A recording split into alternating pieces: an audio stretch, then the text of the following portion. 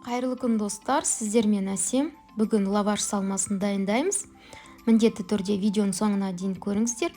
Керекті заттар: лаваш, тауық еті, ірімшік, саңырауқұлақ, қызанақ, ақжелкен және болгар бұрышы қажет.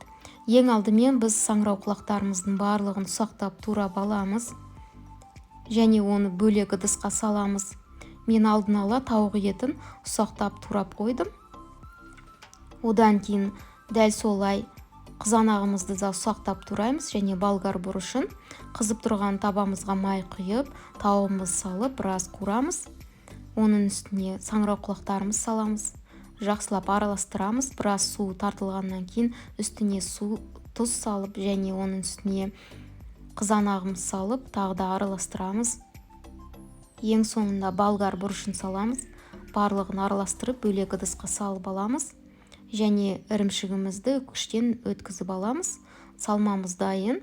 Лаваштың бір шетіне 1-2 қасық салмасын және оның үстіне ірімшікті, ақжелкенді салып, екінші шетін жабыстырамыз. Дәл солай екіншісінде жасаймыз. Сіздер лавашқа басқа салма салсаңыздар болады.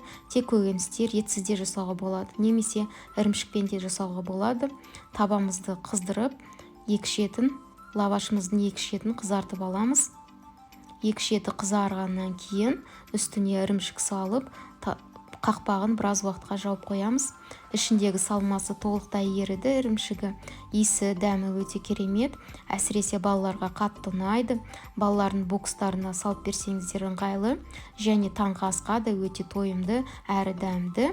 Осындай дәмді, оңай жасалатын лаваш салмасын дайындаңыздар. Міндетті түрде сіздерге ұнайды деген сенімдемін.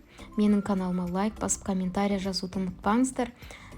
Сіздермен болған Әсем. Келесі кездескенше күн жақсы.